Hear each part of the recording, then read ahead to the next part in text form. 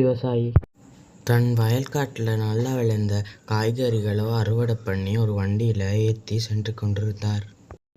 அப்படி அவர் சென்று கொண்டிருக்கும்போது அந்த வண்டி ஒரு பெரிய பள்ளத்துல மாட்டிக்கிச்சு. வண்டியை விட்டு இறங்கி அவர் எல்லார்கிட்டையும் உதவி கேட்டார். இருந்தும் அவருக்கு யாருமே உதவி செய்யலை. பிறகு அவர் கடவுள்கிட்ட, கடவுளே எனக்கு உதவி செய்யுன்னு கேட்டார். இருந்தும் அவருக்கு உதவி செய்ய யாருமே வரலை. இதனால் சோர்வடைந்த அந்த விவசாயி தானே அந்த வண்டியை முன்னுக்கு தள்ளினார்.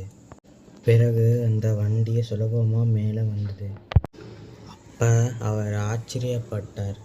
வண்டி என்னன்னு சுலபமாக மேலே வந்துச்சு. அப்புறம் பின்னுக்கு பார்த்தா ஒரு மனிதன் அந்த வண்டியை தள்ளிக்கிட்டு இருந்தார். அந்த மனிதனை பார்த்து விவசாயி, நான் கடவுள்கிட்ட பலமுறை உதவி கேட்டேன், ஆனால் அந்த கடவுள் கூட எனக்கு உதவி செய்யலை.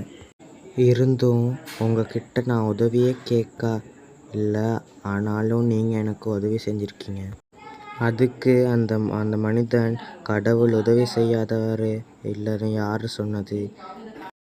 நீ கொஞ்சம் முயற்சி செஞ்சால் கடவுள் கூட உனக்கு உதவி செய்வார். முயற்சி செய்யாமல் உதவி கேட்டால் யாருமே உதவி செய்ய மாட்டாங்க. அதனால் முயற்சி செய்.